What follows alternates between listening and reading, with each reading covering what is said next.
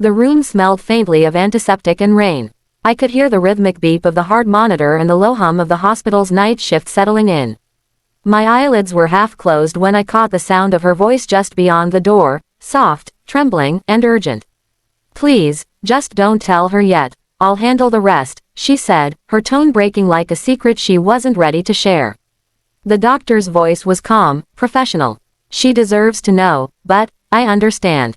We'll wait." A chill ran through me despite the warm blanket tucked around my shoulders. My daughter, my brave, stubborn girl, was hiding something from me.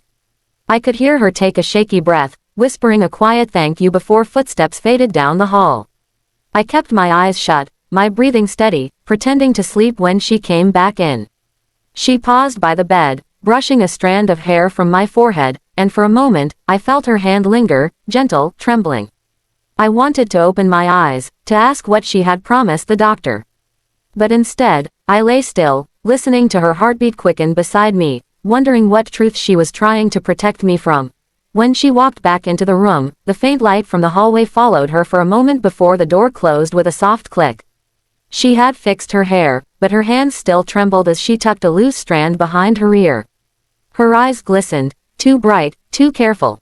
"Hey, Mom," she said lightly, her voice a touch too cheerful.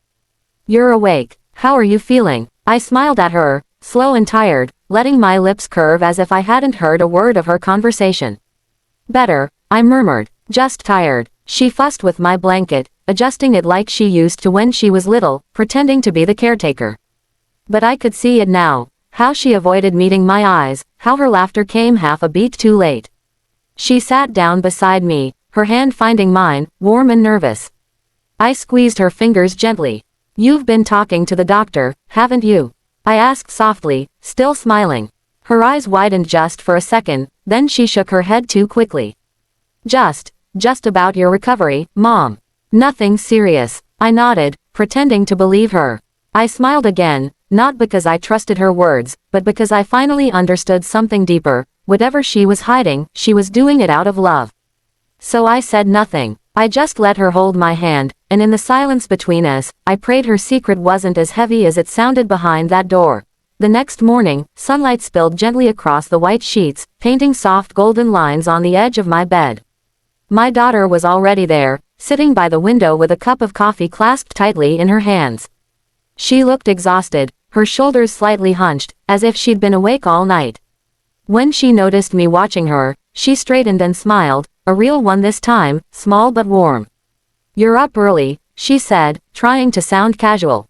"I couldn't sleep," I replied, studying her face. The tiredness, the faint red rims around her eyes, it wasn't just lack of rest. It was worry. She came closer, sitting on the edge of my bed. "The doctor said you're improving," she said softly. "You might be able to go home soon." "That's good news," I said, though something in her voice told me there was more she wasn't saying. I decided not to push, not yet. Instead, I reached out and touched her cheek. "You've been so strong through all this," I whispered. Her eyes shimmered, and before I could say another word, she leaned down and hugged me tightly. "I just want you to be okay, Mom," she whispered into my shoulder, her voice breaking.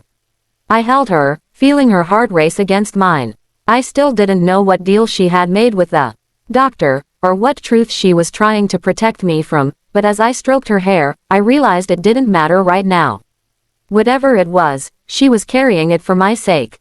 And in that quiet moment, I smiled, not because everything was fine, but because love sometimes hides in silence, in the lies we tell only to keep someone safe.